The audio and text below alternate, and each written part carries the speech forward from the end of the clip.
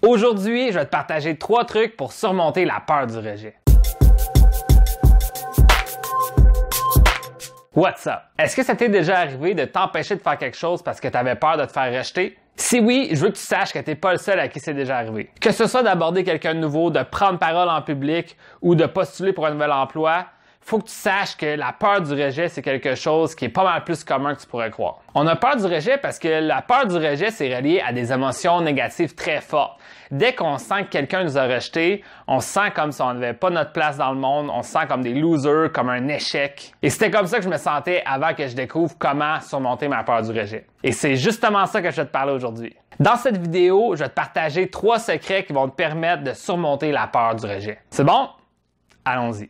Secret numéro 1, si tu ne demandes rien, tu n'auras rien. Ça peut sonner comme une évidence, mais c'est tellement vrai. Selon moi, il vaut mieux risquer de demander quelque chose et se faire rejeter que de ne rien demander du tout. En plus, si tu persévères malgré les rejets, tout en apprenant de tes erreurs, c'est là que tu vas progresser pour atteindre tes objectifs. Par exemple, le simple fait de demander pour une augmentation de salaire va te permettre d'avancer vers ton objectif d'avoir un meilleur salaire, peu importe si tu reçois l'augmentation ou non. Parce que même si on refuse ton augmentation de salaire, ben, tu vas quand même mieux équipé pour savoir c'est quoi la suite des choses. Peut-être qu'on va t'informer que si tu atteins certains objectifs de performance, que tu vas avoir l'augmentation.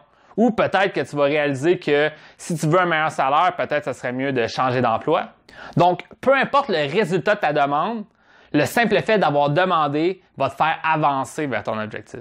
Dis-toi que si tu n'essaies pas du tout, c'est comme si c'était perdu d'avance. Si tu fais rien pour avoir ce que tu veux dans la vie, ben tu vas être obligé de te contenter de ce que les autres te donnent et pas plus. Là, je sais qu'il y a un certain confort à ne pas essayer de demander pour qu'est-ce que tu veux. Parce que si tu ne demandes pas, tu ne pourras pas dire aux autres que tu as échoué parce que tu n'as même pas essayé. Mais parfois, il faut prendre des risques. C'est pas en faisant du surplace que tu vas progresser vers tes objectifs de vie. Secret numéro 2, échouer et être un échec, c'est 2 choses différentes. Pour surmonter la peur du rejet, il faut aussi que tu surmontes la peur d'échouer. Parce qu'en essayant quelque chose de nouveau, ça se peut que ça ne fonctionne pas du premier coup. Moi, je sais qu'avant, je m'identifiais beaucoup aux échecs que je vivais dans ma vie. Je me disais, j'ai échoué, donc je suis un échec. Mais il faut vraiment pas voir la vie comme ça. C'est très important de voir la différence entre échouer et être un échec. C'est pas parce que tu viens de vivre un échec que toi, tu es un échec. Au contraire, l'échec est nécessaire à la réussite.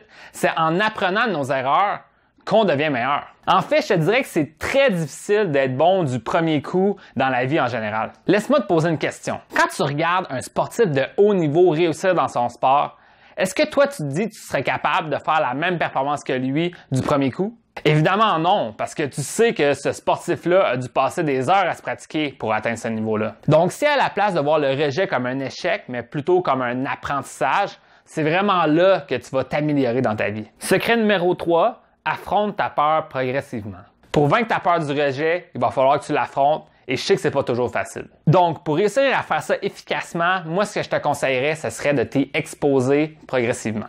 Pour faire ça, voici un truc intéressant que tu pourrais faire. C'est ce que j'appellerais le concept de l'action minimale. Essaie de trouver l'action minimale que tu pourrais faire pour te prouver à toi-même que tu es en train de surmonter ta peur et que tu fais du progrès. Par exemple, si toi, tu as de la difficulté un peu à entrer en contact avec les autres pour être plus sociable, l'objectif que tu pourrais te donner comme action minimale, ça serait de tout simplement seulement dire bonjour aux gens que tu croises au travail. Et c'est tout, juste dire bonjour et on verra pour la suite plus tard. C'est en accumulant les petites actions comme ça que tu vas pouvoir gagner en confiance et ça va te permettre de vaincre ta peur du rejet. Aussi, même si la personne avec qui tu interagis n'est pas 100% réceptive, dis-toi que c'est seulement un mini-rejet et que tu vas apprendre de l'expérience. En t'enlevant la pression de vouloir performer et en y allant progressivement, tu vas vraiment être sur le bon chemin pour pouvoir vaincre ta peur du rejet. Dis-toi que chaque rejet que tu vas vivre va t'amener plus près de ton objectif, surtout si tu travailles sur toi et que tu apprends de tes erreurs. Bon, maintenant que c'est dit, voici mon défi pour toi cette semaine. Trouve une action minimale que tu pourrais faire cette semaine. Par exemple, c'est peut-être dire bonjour à un passant par jour. Ou c'est peut-être jaser à la caissière quand tu vas acheter ton café le matin. Si tu décides de relever mon défi, j'aimerais ça que tu me laisses savoir dans les commentaires pour me dire qu'est-ce que tu as planifié de faire. Bon, c'est tout pour la vidéo. Si tu as aimé cette vidéo, laisse-moi un like et abonne-toi à la chaîne. Et on se voit dans une prochaine vidéo. Alright, see ya.